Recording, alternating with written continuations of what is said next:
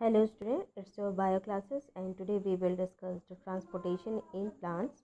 Before that, we already discussed about the transportation in human beings. So let's discuss the topic. Like animals or human beings, transportation in plants also a vital process. Okay, it involves the transportation of water and important nutrients.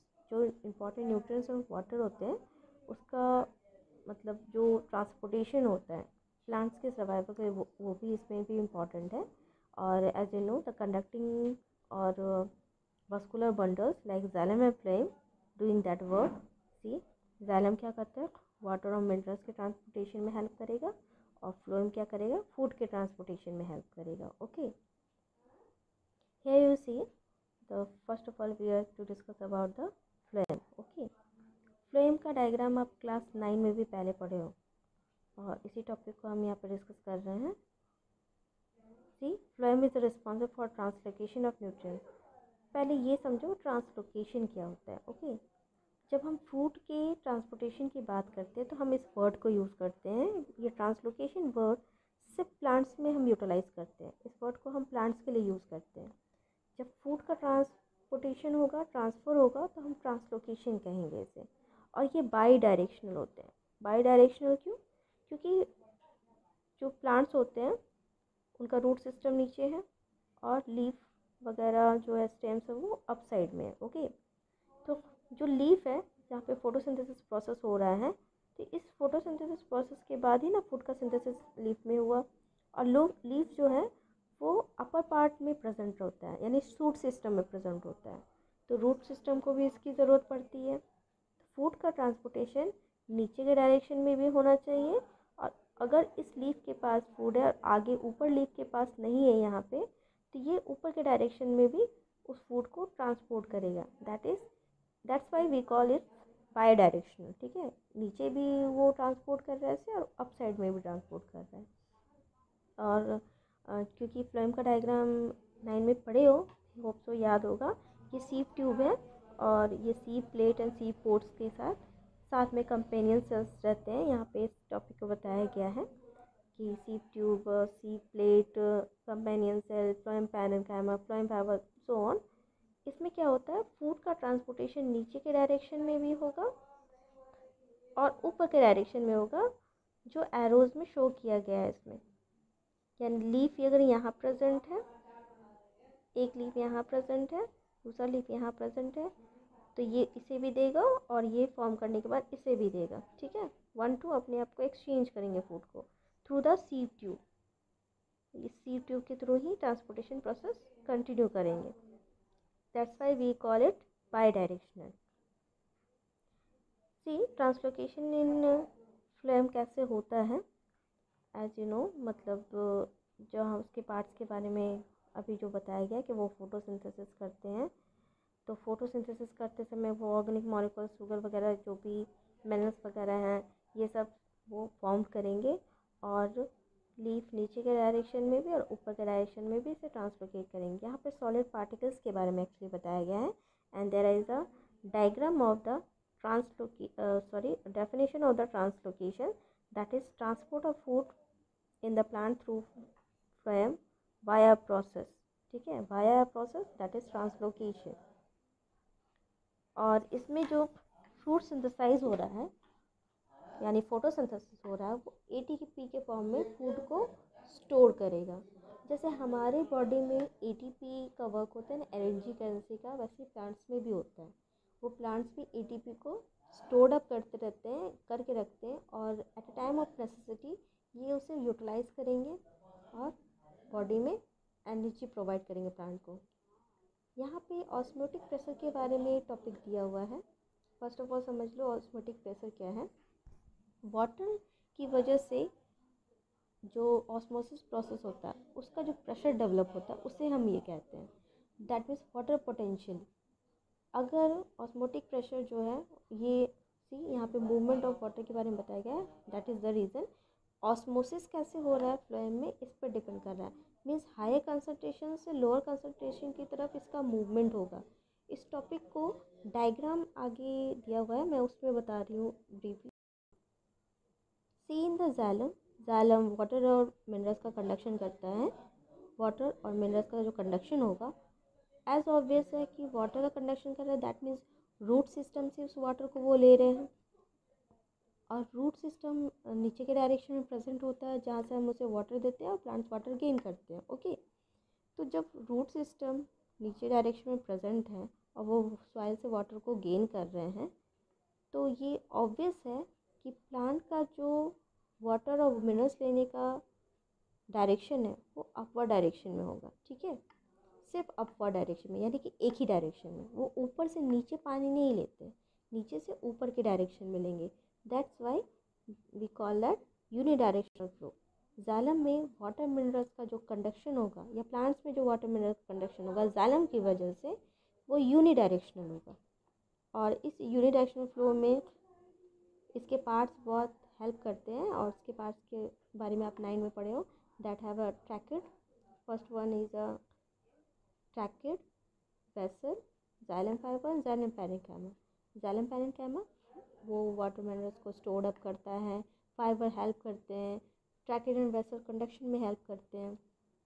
So on. एक और diagram है जो मैं अभी बताऊंगी अभी आपको, ये यहाँ पे रूट प्रेशर थ्योरी को शो करेगा। फर्स्ट ऑफ ऑल इस टॉपिक को, यूनिडायरेक्शनल फ्लो को जानने के बाद ये समझो कि ये यूनिडायरेक्शनल फ्लो ही कैसे होता है। Here is a root pressure theory. Root pressure theory that means root में एक प्रेशर डेवलप हो जाना due to the osmotic pressure. ठीक है, osmotic pressure that means water potential की वजह से एक जो प्रोसेस है ऑस्मोसिस, सेमी परमेबल मेम्ब्रेन में जो ऑस्मोसिस हो रहा है, उसकी वजह से ये प्रेशर डेवलप होगा। अभी जो डायग्राम लास्ट में मैं बताऊंगी वो इस पर डिपेंड करेगा कि जब रूट हेयर्स में अंदर में वाटर मॉलिक्यूल्स की क्वांटिटी कम रहती है और बाहर सॉइल में ज़्यादा रहती है, तो हायर कंसंट्रेशन से लोअर कंसंट्रेशन में जो वाटर का मूवमेंट होता है, it's so the root pressure theory और osmotic pressure. Okay, here transportation in water, again वही टॉपिक मैं यहाँ पे बताऊंगी कि यहाँ पे ऑस्मोसिस प्रोसेस होगा और कैसे वो वाटर इन करता है रूट हेयर्स में। जैसे नीचे के डायरेक्शन में रूट है, और रूट वाटर को जैसे ही गेन करेगा, रूट हेयर के जैसे ही गेन करेंगे तो वो रूट में जाके फिर अपवर्ड डायरेक्शन में मूव करना स्टार्ट करेंगे। यहाँ पे एक टॉपिक है, मतलब फोर्सेस के बारे में बताया गया कि प्लांट्स में कितने फोर्सेस हैं जो इसमें हेल्प करते हैं। Imbibition, osmosis, root pressure and transpiration, ये जो 4 टॉपिक आप देख रहे हो, ये मेन फोर्सेस है प्लांट में, ये वर्क करते हैं। ठीक है, एक साथ वर्क करते हैं या कंट्रीब्यूशन में, या 1 बाय 1 वर्क करते हैं। इम्बाइबेशन क्या है कि सॉलिड मटेरियल से वाटर को एब्जॉर्ब करना, जैसे सीड पानी को सोक करता है ना, इसे इम्बाइब कहना कहते हैं। ठीक है, इसे इम्बाइबेशन प्रोसेस कहा जाता है। Osmosis, as you know, semi permeable membrane में जब हाई कंसंट्रेशन से लोअर कंसंट्रेशन में वाटर की मूवमेंट होती है, उसे कहा गया है। रूट में एक्टिव ट्रांसपोर्टेशन होता है, मतलब आयंस का जो मूवमेंट होगा। अब ये जो आयनिक मूवमेंट है, अभी सब जानते हो कि हायर कंसंट्रेशन से लोअर कंसंट्रेशन में वाटर की मूवमेंट होती है। ठीक है, चाहे वो डिफ्यूज़न प्रोसेस हो या ऑस्मोसिस हो। बट जब एक्टिव ट्रांसपोर्ट की बात की जाती है, जो कि आयनिक मूवमेंट्स में होती है, ये लोअर से हायर कंसंट्रेशन की तरफ मूवमेंट होती है। लोअर से जो हायर कंसंट्रेशन की तरफ मूवमेंट होती है, वहाँ पे एनर्जी का यूटिलाइजेशन बहुत होता है, दैट मीन्स एटीपी का। ठीक है, ये जो एटीपी का ट्रांसपोर्टेशन है, ये बहुत ज़्यादा यहाँ पे होता है, और ये मेनली कब होगा, जब रूट प्रेशर लगेगा, और ये अपवर्ड डायरेक्शन में ये रूट प्रेशर लगते हैं। और मेन रीज़न उसका क्या है, ट्रांसपिरेशन। ट्रांसपिरेशन बहुत इंपॉर्टेंट रोल प्ले करता है upward movement of the water में। ठीक है, ये एक टाइप का पुल फोर्स है, सक्शन पुल कहते हैं हम इसे। और इसी टॉपिक से एसेंट ऑफ सैप वर्ड भी आता है कि जो भी वाटर के मॉलिक्यूल्स या लिक्विड फॉर्म है प्लांट्स में, वो अपवर्ड डायरेक्शन में कैसे मूव करेंगे। मैंने स्पेशली एसेंट ऑफ सैप को यहाँ मेंशन नहीं किया, but these are the process कि ट्रांसपिरेशन पुल एक डेवलप होता है, सक्शन पुल डेवलप होता है, और उसकी वजह से जो शेप है, शेप मतलब liquid form of in present in the plant, वो अपवर्ड डायरेक्शन में मूव करेंगे। Okay, now come to the diagram, जो अभी इतने टॉपिक्स मैं बता रही थी, और यहाँ पे एक डायग्राम, दो डायग्राम्स एक्चुअली, इसके बाद भी एक डायग्राम है।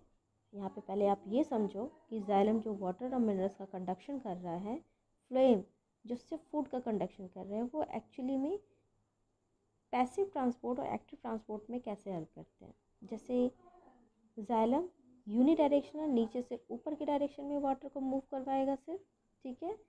और फ्लोएम क्या है, ऊपर से नीचे और नीचे से ऊपर के डायरेक्शन में फूड को मूव कर रहा है। ये जो सुक्रोज देख रहे हो, that is the form of the glucose also, ये लीफ में प्रेजेंट होगा, ठीक है। फोटोसिंथेसिस प्रोसेस में ये लीफ में फॉर्म्ड होगा, और कंपेनियन सेल इस फ्लोएम को हेल्प करेंगे इस फूड के ट्रांसपोर्टेशन में। ये लीफ का पार्ट है, फर्स्ट ये समझ लो, लीफ के सेल में ग्लूकोज का सिंथेसिस हो गया, मान लो glucose, sucrose that is the form of glucose, carbohydrate का फॉर्म। सिंथेसिस होने के बाद companion cell, see companion cell इस सुक्रोज को लेगा, इसकी फॉर्म्स को फिर फ्लोएम के सीप ट्यूब में डालेगा, और सीप ट्यूब से ही एक ट्यूब से दूसरे ट्यूब, दूसरे से तीसरे ट्यूब में ये ट्रांसपोर्ट होगा। At the same time phloem के जस्ट साइड में जाइलम प्रेजेंट रहते हैं, ये थोड़ा डिस्टेंस बताया गया है जस्ट फॉर डायग्राम, अदरवाइज़ ये इससे कनेक्टेड रहेंगे। और साथ में फूड के साथ यानी ग्लूकोज के साथ ही इस वाटर और मिनरल्स को ये नीचे से ऊपर के डायरेक्शन में फ्लो कराएंगे। ओके, और यहाँ पे इसी प्रोसेस, सीप ट्यूब के इसी प्रोसेस से ये फूड रूट सिस्टम में भी जाएगा, जिसकी वजह से रूट को भी फूड मिल सकेगा। और इस पूरे प्रोसेस को ट्रांसलोकेशन कहा जाता है, फूड की बात करें तो, एंड वाटर मिनरल्स की बात करें तो, ठीक है। ये इज़ अ वन डायग्राम, और इससे भी बेटर डायग्राम आपको कहीं बुक्स में मिल सकते हैं, you have to search it. ये जो रूट सिस्टम है, जिसको मैं बार बार बोल रही हूँ कि यहाँ पे मैं बताऊँगी, इस रूट सिस्टम में आप जो रूट सिस्टम का डायग्राम देखोगे, बहुत सारे जो ये रूट निकले रहते हैं ना, ऐसे ऐसे वाले, इस रूट में छोटे छोटे हेयर्स निकले हुए रहते हैं, ठीक है। आप कभी फाइब्रस रूट को देखना, इसमें बहुत छोटे छोटे हेयर्स निकले रहते हैं। इस रूट हेयर से ही वाटर का एब्जॉर्प्शन होता है। इस एक रूट हेयर को मैं यहाँ बता रही हूँ, सिर्फ एक root hair, millions and billions, लाखों करोड़ों होते हैं, मैं सिर्फ एक रूट हेयर के बारे में यहाँ बता रही हूँ कि रूट हेयर से क्या से होगा। रूट हेयर में जब वाटर प्रोवाइड किया जाता है तो यहाँ पे वाटर की क्वांटिटी लो रहती है, और सॉइल में इसकी क्वांटिटी हाई होगी। जब हाई क्वांटिटी होगी वाटर की बाहर साइड में और अंदर में लो होगी, तो वाटर का movement inside of the root hair होगा, ठीक है। क्योंकि हायर कंसंट्रेशन से लोअर कंसंट्रेशन की तरफ वाटर के मॉलिक्यूल्स मूव करना स्टार्ट कर देंगे due to the simple process of diffusion, जो से यहाँ ऑस्मोसिस कह रहे हैं।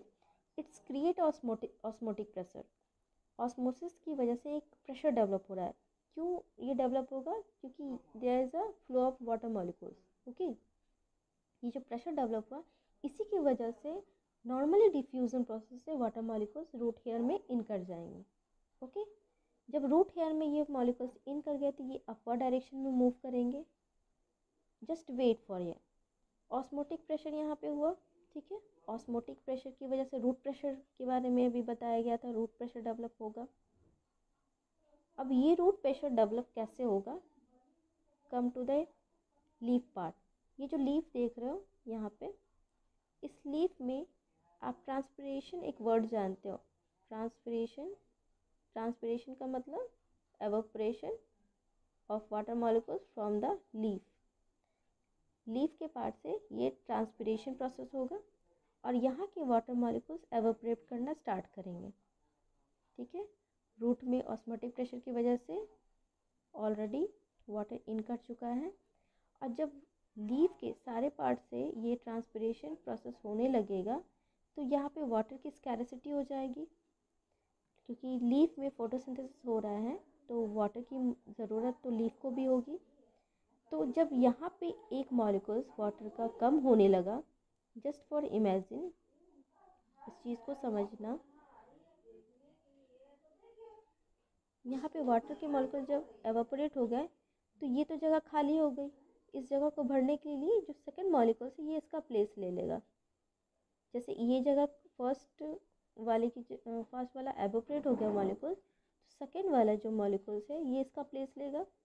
थर्ड वाला मॉलिक्यूल्स सेकंड वाले का प्लेस लेगा।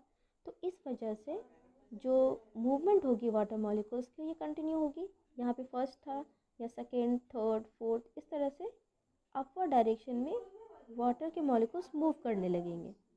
ये जो वाटर के मॉलिक्यूल्स अपवर्ड डायरेक्शन में मूव कर रहे हैं इसे हम बहुत सारे वर्ड से जानते हैं। दैट इज़ ट्रांसपिरेशन की वजह से हो रहा है तो इसे हम ट्रांसपिरेशन पुल कहेंगे, सक्शन पुल कहेंगे। इसी प्रोसेस को एसेंट ऑफ सैप भी कहा जाता है और यही एक है जो रूट प्रेशर डेवलप करता है। ठीक है, जब धीरे धीरे वाटर का मॉलिक्यूल्स अपवर्ड डायरेक्शन मूव कर रहे हैं तो कहीं रूट हेयर्स में एक मॉलिक्यूल्स की कमी तो होगी, जिसकी वजह से वाटर मॉलिक्यूल्स धीरे से वाटर जो है रूट हेयर में इन कर जाएंगे। इस तरह से एक पूरा प्रेशर डेवलप हो रहा है whole part of the body.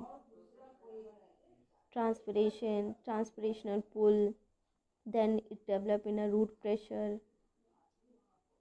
Root pressure develop की वजह से ऑस्मोटिक प्रेशर डेवलप होगा और उसके बाद वाटर मॉलिक्यूल्स रूट हेयर में इन कर जाएंगे और थ्रू आउट द स्टेम ये लीफ तक पहुंचेंगे।